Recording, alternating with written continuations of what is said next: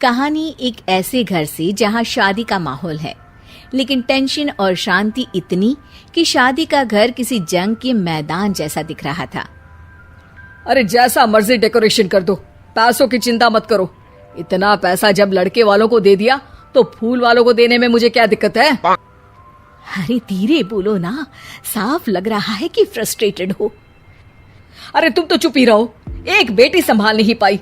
सारा दिन मैं काम पर जाता था, सोचता था घर पर बच्चों को अच्छे से संस्कार मिल रहे होंगे, लेकिन नहीं, मैडम को तो अपनी किटी और फैशन से फुर्सत मिले तब ना। माँ चुपचाप वहां से चली जाती है। समझ में नहीं आता कि आखिर शर्मा खानदान में हो क्या रहा है। कल तक चिड़िया सी फुदकने वाली शीना की शादी यूं अचानक एक मोटे काले लड़के से क्यों हो रही है? शीना कमरे में हाथ में गुड़िया लिए बोलती है, मेरे साथ जो हो रहा है ठीक हो रहा है। तुम तो सब जानती हो, साहिल मेरे लिए भगवान है। अब जब वो ही नहीं मिला तो फिर कोई भी हो, जिंदगी ही तो जीनी है, जी लेंगे। बाहर शीना की बुआ किसी से बात करती है। अरे मोटा नहीं, उसे तो खाते पीते घर का कहते हैं। अब ओबेरॉय का नाम भी किसी को बताने वाली बात है। उनका इकलौता लड़का तो करोड़ों की सामी तो है ही। अरे हमारी शीना बिटिया तो रानी बनेगी, रानी। इन सब के बीच कहीं कोने पर शीना हाथ में मेहंदी सजाए बैठी थी और आंखों में आंसू सजाए। और वो समय भी आ जाता है जब शीना मंडप के नीचे हाथ में वरमाला लिए खड़ी होती है, लेकिन तभी अफरा तफरी मच जाती है। कोई कहता है, अरे लड़के की माँ को हार्ट अटैक आ गया। अरे अच्छी खासी थी, कैसे हो गया? अरे कहते हैं ना, किसी किसी लड़की के पैर अच्छे नहीं होते, हो सकता है कि मनहूस है ये लड़की।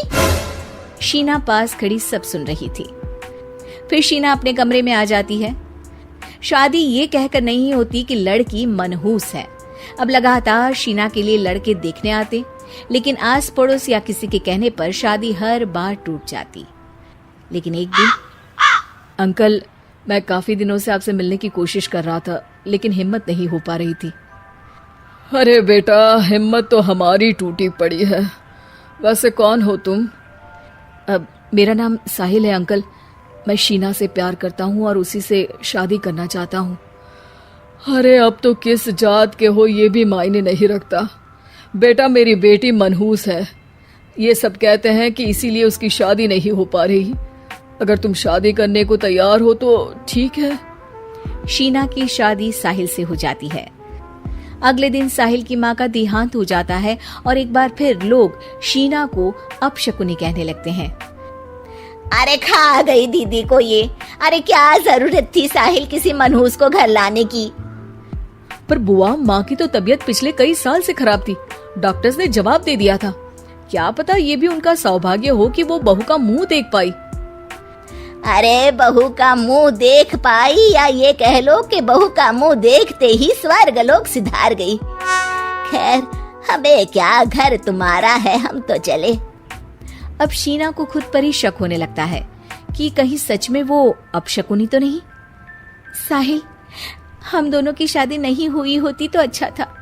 देखो ना, कैसे पहले मेरी शादी टूटती थी और अब तुम्हारी माँ भी।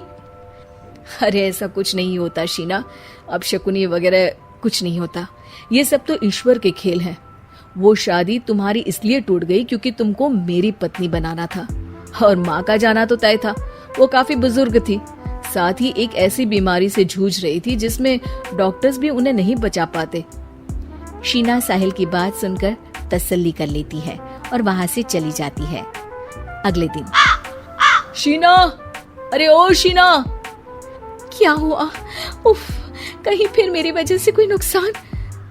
अरे नहीं नहीं शीना, तुम जानती हो, जिस प्रॉपर्टी के केस को हम बरसों से लड़ रहे थे उस पर फैसला आ गया, वो भी हमारे हक में। अब हम करोड़पति हो गए शीना। शीना शांत रहती है। अरे क्या हुआ? करोड़ पत्नी बनकर तुमको खुशी नहीं हुई? शीना की आंखों में पानी आ जाता है। चलिए जी, कुछ तो अच्छा हुआ मेरी जिंदगी में आकर आपके साथ। साहिल शीना को गले लगाकर कहता है, मेरी नई नौकरी भी तुम्हारे ही आने से लगी। ये प्रॉपर्टी का केस जीता। सब कुछ तो तुम्हारे आने के बाद ही हुआ, फिर तुम मनहूस कैसे? ये सुनकर शीना खुश हो जाती है।